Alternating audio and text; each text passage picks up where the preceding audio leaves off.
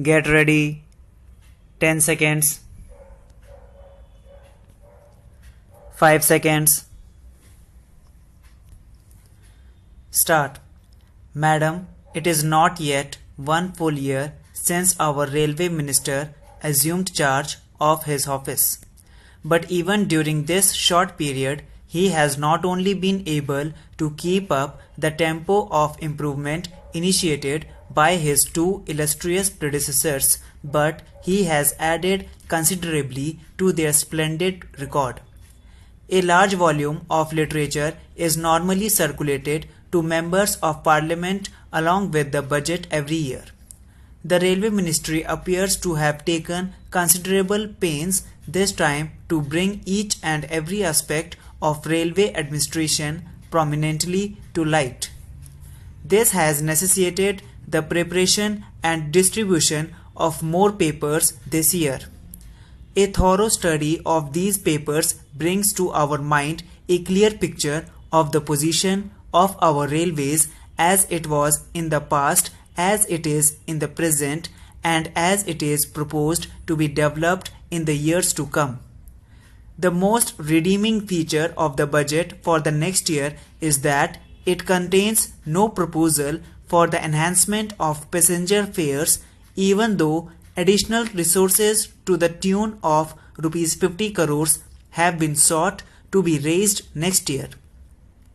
The last increase in the passenger fares took effect from July 1962. The program of planned development of the country, including the program of expansion and development of the railways, needed huge resources. Added to this, the emergency due to the Chinese incursion came before the year was out. It was therefore natural to expect that next year's taxation proposals might include enhancement of passenger fares. The railway minister deserves the thanks and gratitude of the general travelling public of the country that he has spared them from this burden. A small increase in the goods and panel traffic rate has however been proposed, and this will undoubtedly cause some hardship of the people. The railway minister has however elaborately explained in his budget speech that the effect of this increase will not fall heavily on the railway users. In that view of the matter, I venture to think that people will not mind this additional burden to strengthen the railways' financial position and thereby make a definite contribution to the general exchequer and assist in the ways and means position of the general revenues. The exemption from the proposed levy of a surcharge on parcel traffic granted to vegetables, milk, and newspapers will be welcomed. Another happy and admirable feature of the railway budget is an appreciable increase of the depreciation reserve fund and the development fund. The two funds together constitute what may be called the two lungs of the railway finance, and in that view of the matter, a rise in these two funds will be welcome. Increase of the annual dividend payable to the general revenues on the railways capital at large is a step in the right direction.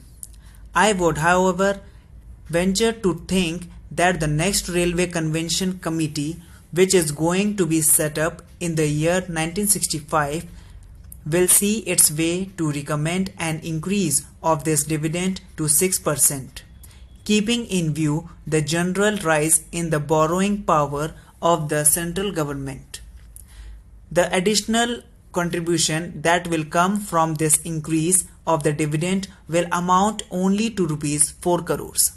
The budget speech also contains a fairly comprehensive and exhaustive assessment of the railways' performances during the last several years, from which it is quite clear that the railways have not only succeeded in implementing the targets fixed for the first and the second plans, but will also fulfill the targets fixed for the third plan.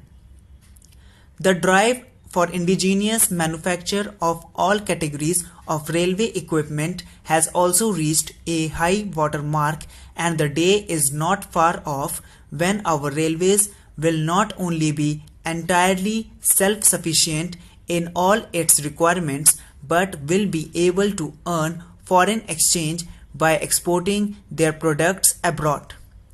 The Chittaranjan locomotive works at Asansol, the diesel locomotive works at Varanasi, the heavy electrical works at Bhopal, and the integral coach factory at Madras have all been geared up to accomplish these objectives.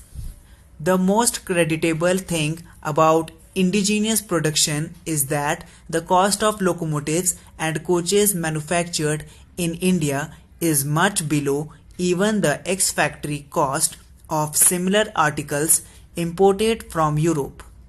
These performances, when added to the number of amenities that the railways have been providing us for the last several years, do constitute what may be called a brilliant record of our railway administration, and but for the railway accidents which have been occurring rather too frequently within recent years, this record will be an all-white record.